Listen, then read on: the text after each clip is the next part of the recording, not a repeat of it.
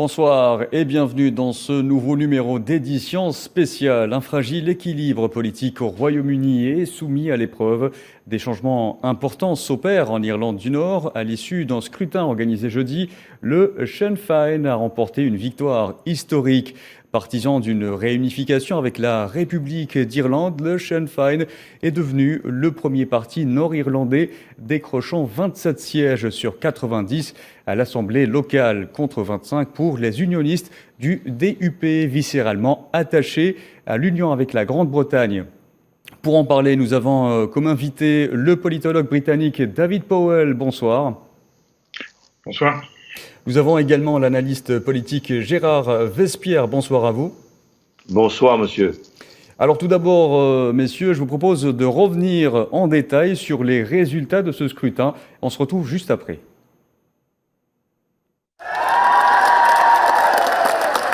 C'est une victoire historique pour le Sinn Féin. Le parti nationaliste irlandais a remporté le plus grand nombre de sièges à l'Assemblée à Belfast pour la première fois depuis un siècle.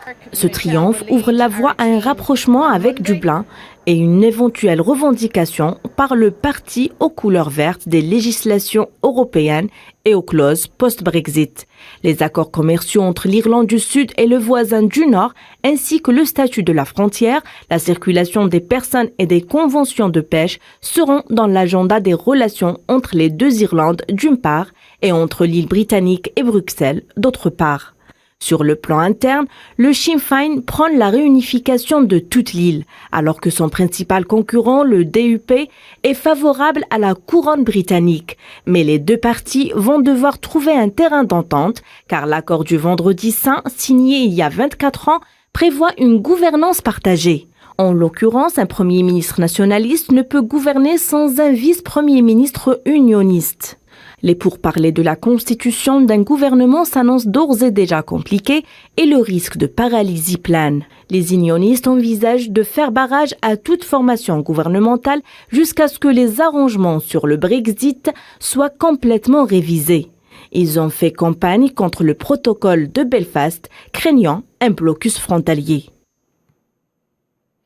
Voilà, on l'a vu, le Sinn Féin règne en maître en Irlande du Nord. Première question, David Powell. La victoire du Sinn Féin permet au parti nationaliste ex-vitrine politique du groupe paramilitaire armée républicaine irlandaise, l'IRA, de nommer une première ministre locale, en l'occurrence Michelle O'Neill, pour la première fois en 100 ans d'histoire. Que représente une telle nomination ?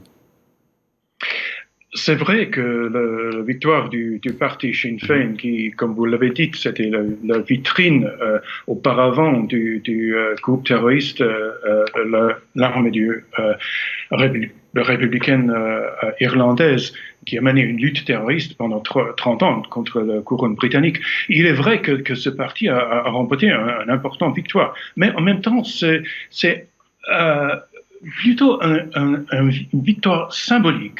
Pourquoi ? Parce que le nombre de sièges dans l'Assemblée locale qu'a gagné le parti n'a pas augmenté. 27 sièges, c'est exactement le même nombre qu'il avait qu'il a gagné pendant l'élection auparavant. Et en même temps, le DUP, comme votre reporter a dit, a perdu, mais n'a perdu que 3 sièges.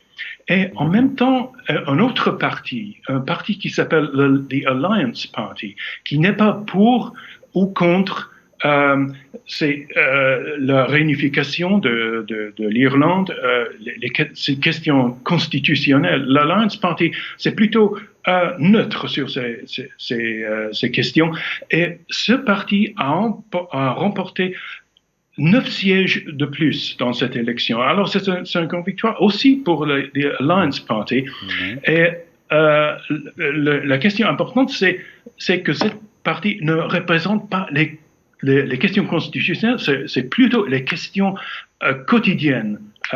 les questions économiques, questions sur le pouvoir d'achat, le prix des carburants, l'environnement, ces questions plus quotidiennes, plus importantes pour les voteurs de la nouvelle génération. Alors, c'est aussi un important résultat de ces élections. C'est pas tout à fait une victoire pour le nationalisme ou le républicanisme irlandais. Très bien.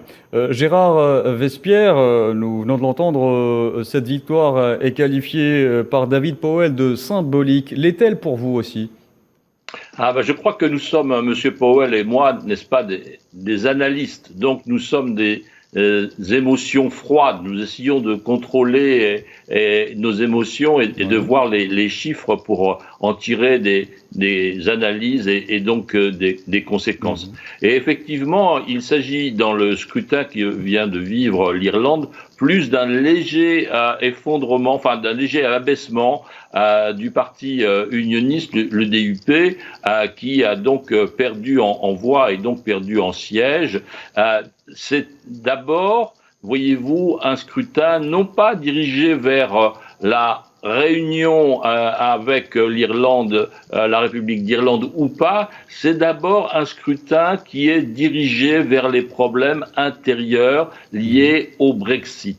Et donc c'est là où il faut voir à la fois le mécontentement des unionistes, parce que finalement il y a eu 36% d'abstention, n'est-ce pas, dans ce scrutin. Donc cela veut dire que vous avez une motivation relativement faible qui a donc joué en défaveur des unionistes pour des questions de gestion, donc de cette sortie du Brexit, des accords du Brexit qui ne sont pas satisfaisants. Donc, il faut bien avoir en tête que l'objet du scrutin n'était pas du tout prioritairement la réunion avec donc la République d'Irlande, mais plutôt un aménagement de la situation intérieure. Et effectivement, il y a 5 partis seulement qui ont des sièges donc au Parlement, et le parti que vient de citer M. Powell, le parti de l'Alliance, va être un parti charnière parce qu'il n'est pas engagé confessionnellement, il n'est pas engagé non plus sur cette orientation réunion ou pas. Donc c'est lui qui va avoir un petit peu gouvernement au centre, n'est-ce pas, et bien avoir un peu les clés du futur et de la formation du gouvernement. Je ne sais pas ce que M. Powell en pense. Nous allons le savoir dans un instant. Monsieur Vespierre, vous avez évoqué un taux d'abstention plutôt important. Votre lecture de ce chiffre ? Et quand je viens de l'expliquer, je crois que l'enjeu du scrutin n'était pas fortement émotionnel. Si on avait mis sur le premier objectif ou la motivation du scrutin ou l'objectif du scrutin étant la réunion avec la République d'Irlande, là je pense effectivement que le taux d'abstention aurait été beaucoup plus faible, le taux de participation beaucoup plus fort, parce que là on était dans l'émotion et dans la bataille éternelle, si je puis dire, de l'Irlande. Là il s'agit des conséquences du Brexit, et donc il y a eu un vote, je dirais, on a voté un petit peu avec les pieds, on n'a pas voulu se déplacer parce que les unionistes, donc favorables à Londres, ont été mécontents du contenu des accords post-Brexit et donc l'ont fait savoir en s'abstenant. Voilà ma lecture de cette situation. Donc un vote sanction pour vous. Très bien, je vous propose de revenir à présent un siècle plus ou moins en arrière. L'IRA a mené des opérations armées. L'ex-Irish Republican Army est devenu aujourd'hui une force politique incontournable. Comment le Sinn Féin a-t-il tiré son épingle du jeu? Et c'est une question dirigée pour vous, Monsieur Powell. Il est clair que Sinn Féin a changé comme parti pendant les dernières années. Ouais. C'est vrai que pendant la lutte armée qu'a menée le IRA jusqu'à 1988, jusqu'à l'accord de paix, Sinn Féin était la vitrine politique, l'aile politique de cette armée. Mais sa manière de parler, des politiques qu'il prône maintenant sont tellement différentes qu'auparavant. Le Sinn Féin, pendant cette élection, pendant la campagne électorale, n'a pas parlé du statut constitutionnel de l'Irlande du Nord. Ils ont mis ils ont focalisé sur les questions économiques, les questions les plus substantielles pour les électeurs. Et ça, c'est sans doute un élément dans leur victoire. Et le parti a eu un grand succès par comparaison avec le DUP. Le DUP il semble qu'il a commis une grande faute en mettant tout leur focus sur le Brexit et sur ce qu'on appelle le protocole, c'est-à-dire l'accord entre l'Union européenne et le gouvernement britannique qui a permis le Brexit. Et le problème pour les unionistes dans le protocole, c'est que au lieu d'avoir une frontière pour les marchandises, une frontière douanière entre le nord et le sud d'Irlande, il y a maintenant effectivement une frontière entre l'Irlande du Nord et le reste du Royaume-Uni. Et pour les unionistes, ça c'est un point très difficile parce que pour eux, l'Irlande du Nord fait partie incontournable du Royaume-Uni. Alors pourquoi on a une frontière pour les marchandises? Pourquoi il y a un contrôle douanier pour ces marchandises? Ça c'est le problème. Et en même temps, Monsieur Powell, le Sinn Féin se dit aussi pour l'union de l'Irlande du Nord. Oui, ça c'est partie de leur idéologie, bien sûr. C'est une partie qui s'est née du mouvement républicain. Et oui, c'est comme aussi les partis nationalistes moins extrêmes. Ça c'est leur idéologie, ça c'est leur objectif. Oui. Mais ça ne veut pas dire qu'ils veulent ça maintenant. Et ils savent bien sûr que parmi les termes de l'accord de paix qui a mis fin à cette guerre sanglante. Le seul moyen d'obtenir une réunification de l'Irlande, c'est par un référendum. Oui. C'est-à-dire que la plupart de la population de l'Irlande du Nord doit soutenir un tel objectif. Et d'après les sondages maintenant, il n'y a plus que peut-être 30-35% de la population qui veulent cette réunification. Alors Sinn Féin,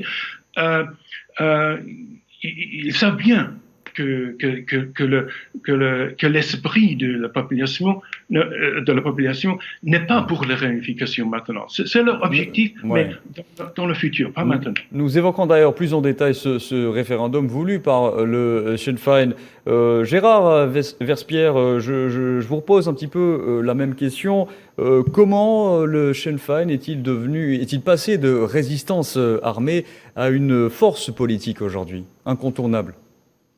D'abord, le Sinn Féin n'a pas été une force armée, n'est-ce pas? C'est l'IRA. Il faut bien faire ce ex-l'IRA, bien sûr. Entre l'IRA et le Sinn Féin. Et il n'est peut-être pas inopportun de rappeler ce que signifie en gaélique, n'est-ce pas, Sinn Féin? Cela signifie « nous seuls ». Donc voilà, il y a une volonté politique et d'arriver... Mais l'IRA a évolué en Sinn Féin en termes politiques, on va dire. Voilà, et donc ils ont délaissé par leurs propres moyens à l'objectif. Et ce qui vient de se passer le 5 mai est très intéressant parce que finalement, les Irlandais du Nord ont joué l'alternance. Ils avaient deux partis majoritaires ou principaux, plus exactement, 2 partis principaux, parce qu'aucun n'a la majorité, 27 sièges, 25 sièges, bon, donc aucun n'a la majorité. Mais finalement, ils ont joué l'alternance. Ils n'étaient pas satisfaits Pas de majorité absolue, économique, mais de majorité quand même. Ils ont fait l'impasse, ils ont gommé, complètement oublié ce problème de réunion avec la République. Ils n'étaient pas contents, satisfaits des résultats économiques liés à la situation du protocole, comme vient de le dire M. Powell. Donc, ils ont joué tout simplement l'alternance. Et ça, je pense que c'est vraiment très intéressant de voir que finalement, il y a beaucoup moins d'émotions dans ce vote que ce à quoi on aurait pu s'attendre, n'est-ce pas? Il n'y a pas de fibre nationaliste qui s'est exprimée, mais simplement un problème de niveau de vie, de pouvoir d'achat, de facilité de travail, de taux d'emploi, de taux de chômage. Et voilà ce qui a fait la structure du scrutin et ce qui a cristallisé le scrutin, et non pas du tout cette question d'union avec Londres ou de réunion avec Dublin. Gérard Vespierre, Michel O'Neill a salué l'entrée, je cite, dans une nouvelle ère pour l'Irlande du Nord, marquée par l'instabilité politique, promettant tout de même de la diriger en dépassant les divisions. Le message s'adresse-t-il uniquement aux unionistes du DUP ?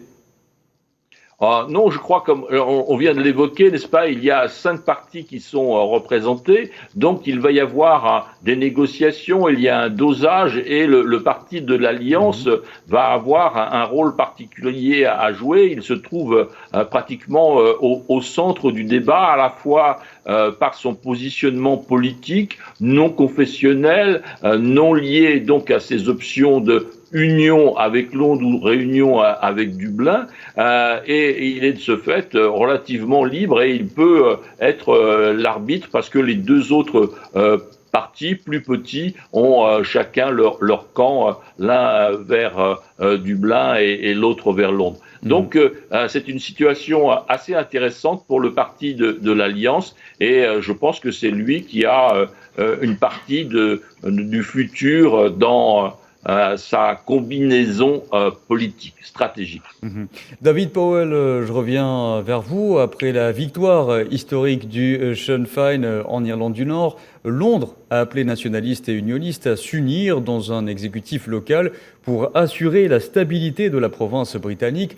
Or, en vertu de l'accord de paix du Vendredi Saint conclu en 1998, après 3 décennies de troubles sanglants, le gouvernement doit être dirigé conjointement par nationalistes et unionistes. On prédit des négociations ardues. Certaines voix parlent même d'une paralysie politique. Est-ce votre point de vue ? Ah oui, pour moi, c'est le plus grand problème qui se pose maintenant pour l'Irlande du Nord. Ce n'est pas la question constitutionnelle, comme a dit M. Vespierre. Le problème, c'est que le DUP a refusé de prendre place dans l'Assemblée locale, dans le Parlement à Belfast. S'il n'y a pas de changement dans le protocole, il a totalement refusé. Aujourd'hui, il y avait eu des tracassions entre le ministre responsable pour l'Irlande du Nord et les partis à Belfast. Mais il paraît que ces pourparlers ont échoué. Et le DUP refuse de prendre place dans l'Assemblée. Alors, il paraît que l'Assemblée sera paralysée pour une période... Ils ont 24 semaines pour trouver un terrain d'entente. Comment ? Il y a un délai de 24 semaines pour trouver un terrain d'entente, éventuellement. Oui, mais il est difficile de voir comment ce problème va se résoudre. Le DUP insiste que le protocole soit changé, et l'Union européenne disent que ça fait partie d'un traité international entre l'Union et le gouvernement britannique, et il n'y a pas de moyen pour changer le protocole. Alors pour le gouvernement britannique, c'est vraiment une question très, très difficile à résoudre. Pour ça, il paraît que la province sera gouvernée directement de Westminster. Et pour les électeurs de l'Irlande du Nord, ça devrait être un problème très fatigant. C'est pas la première fois que l'Assemblée a été paralysée. Pour presque se heurte à un tel blocage. 3 ans entre 2017 et 2020, c'est le même problème. À cause des problèmes entre les deux principaux partis, l'Assemblée n'a pas eu lieu. Et il paraît que ça va continuer. Alors, les problèmes de la santé, de l'éducation, les autres questions qui sont évoluées à cette Assemblée ne vont pas être résolues. Gérard Vespierre, le Sinn Féin et le DUP ont 24 semaines pour trouver un terrain d'entente. À défaut, une nouvelle élection devra être organisée. Ce délai est-il suffisant ? Alors là, on est effectivement au cœur de la situation pour les semaines à venir.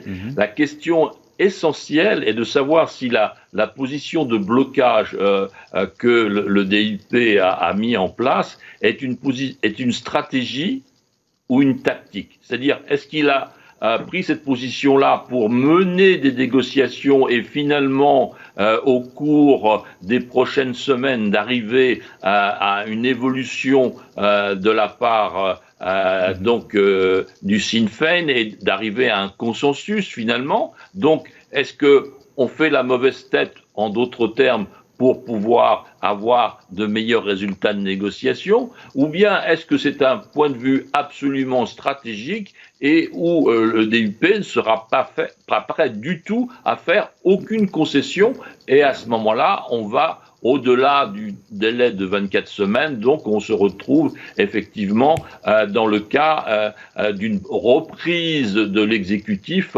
par Londres. Et là, je crois que c'est un jeu très très dangereux pour le DUP, parce que comme le scrutin a été articulé autour de questions économiques et de questions de bonnes pratiques, si lui freine justement le choix des solutions, la mise en place des solutions, eh bien je pense que son électorat risque de lui en vouloir. Donc ce n'est pas forcément, voyez-vous, une stratégie très très gagnante à long terme pour le DUP. Je penche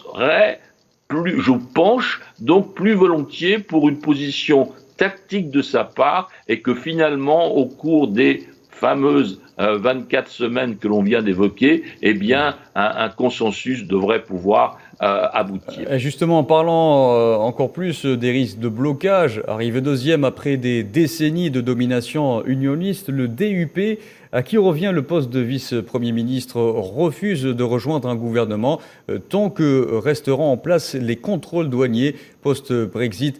Vous l'avez évoqué tout à l'heure brièvement, mais je vous propose de nous attarder là-dessus. Ce Brexit qui menace, selon lui, l'intégrité du Royaume-Uni. Pensez-vous que les deux camps pourront s'entendre là-dessus ? La question est pour qui ? À vous, monsieur Vespierre. Ben écoutez, je pense qu'il faut revenir pratiquement au résultat du Brexit, n'est-ce pas ? L'Irlande du Nord, je dis bien l'Irlande du Nord, a voté à 56% pour le maintien dans l'Union européenne. Donc, voyez-vous, c'est quelque chose dont le DUP doit tenir compte. C'est-à-dire que la majorité des électeurs de l'Irlande du Nord ont voté pour le maintien. Donc, il y a quand même un souhait de solidarité, un souhait de solution. Et je ne crois pas... donc, c'est un deuxième élément, si vous voulez, après la situation économique que j'évoquais. Donc, il y a aussi un tissu politique qui n'est pas favorable de ce point de vue-là au DUP. Et d'ailleurs, on vient de le voir à nouveau le 5 mai. Donc, je crois que le DUP va mener un jeu plutôt tactique, car s'il durcissait sa position, je pense que ça serait à ses dépens pour des scrutins ultérieurs. Parlons avec vous également encore du Brexit, monsieur David Powell. En parallèle, Bruxelles s'oppose à toute renégociation, ne proposant que des aménagements. Le vice-premier ministre britannique a de son côté dit privilégier la négociation, mais n'a pas exclu que Londres agisse unilatéralement pour protéger, je cite, les échanges commerciaux entre l'Irlande du Nord et la Grande-Bretagne, séparés par la mer, ainsi que l'intégrité constitutionnelle du Royaume-Uni. Assiste-t-on à une mainmise de Londres toujours, monsieur Powell? Oui, vous avez raison que le gouvernement a fait cette menace d'agir unilatéralement pour changer le protocole. Ce serait bien sûr pas très sérieux. Peut-être ce n'est qu'une tactique de négociation qui continue avec l'UE. Mais en même temps, c'est une question sérieuse. La question des frontières, où se trouve la frontière, c'est une question clé pour l'Irlande du Nord. Alors, on peut argumenter que le DUP n'a pas agi d'une façon très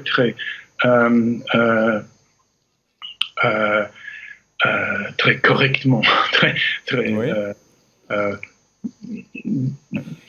Mais en même temps, il y a un sentiment dans la communauté unioniste en Irlande du Nord que le protocole, c'est une sorte de trahison de la part du gouvernement britannique.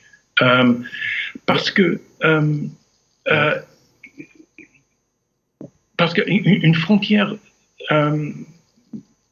qui sépare cette province du métropole, c'est difficile à tolérer pour une grande partie de l'opinion unioniste. Et bien sûr, l'accord de paix qui a mis fin à la guerre. La guerre sanglante en Irlande du Nord, c'est fondé sur le principe de consentement des deux communautés. Les deux communautés, les unionistes et les nationalistes, doivent les deux, c'est-à-dire que rien ne peut changer dans le statut constitutionnel de l'Irlande du Nord sans le consentement des deux communautés.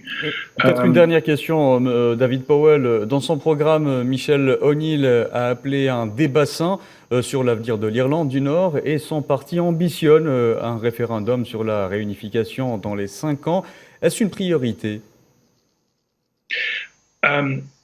Le droit d'organiser un référendum, c'est pas parmi les pouvoirs de l'Assemblée locale. Même le parti... c'est une volonté exprimée par... C'est une volonté, bien sûr, mais le pouvoir reste avec le ministère dans le gouvernement britannique d'appeler à un tel référendum. Il ne ferait pas ça, sauf s'il croit que la majorité de la population sont pour la réintégration de l'Irlande du Nord avec la République. Et comme j'ai dit auparavant, il paraît que le sondage n'indique pas que 30% ou 35% de la population sont en faveur de la réunification. Et c'est pour ça que je ne pense pas qu'un tel référendum aura lieu dans le court... Dans les 5 ans. Très bien. Je vous redirige la même question. Gérard Vespierre, Michel O'Neill, on l'a dit, ambitionne d'organiser un référendum pour la réunification dans les 5 années à venir. Quelles sont les chances de voir ce référendum se tenir et est-ce une priorité? Je pense que quand M. Boris Johnson a milité en faveur du Brexit, il ne pensait pas qu'il aurait à gérer potentiellement potentiellement deux référendums, n'est-ce pas, un sur l'indépendance de l'Écosse et un sur la réunification de l'Irlande. Donc, voyez-vous, effectivement, l'histoire, quelquefois, tend des pièges et il peut y avoir des vibrations, je dirais, confondues entre l'Écosse et donc le référendum en Irlande. S'il y avait une pression supplémentaire en Écosse vers un mouvement indépendantiste et une séparation, là, il y aurait peut-être à nouveau une dynamique différente en Irlande. Donc, je pense qu'il y a, comme on voit actuellement, alors je fais cette comparaison, pardon, mais qui me vient à l'esprit immédiatement, entre la Suède et la Finlande qui se dirigent vers l'OTAN, voyez-vous, ils se disent, on va y aller ensemble. Et donc, il y a quelquefois dans des peuples qui ont des proximités géographiques, eh bien, des mouvements qui vont dans la même direction. Eh bien, peut-être que effectivement, il y aura une dynamique ou pas entre donc le mouvement écossais et le mouvement irlandais. L'avenir nous le dira, monsieur Gérard Vespierre. Malheureusement, cette émission touche à sa fin. Nous aurions aimé continuer à débattre de ce sujet passionnant. Gérard Vespierre, je rappelle que vous êtes analyste politique. Nous avions également aujourd'hui comme invité David Powell, politologue britannique. Messieurs, merci d'avoir répondu à nos questions. Et à très bientôt, je l'espère. Cette édition spéciale touche à sa fin. Vous retrouverez à partir de 19h Nouhat Belkhadem pour le journal en français. Très bonne écoute.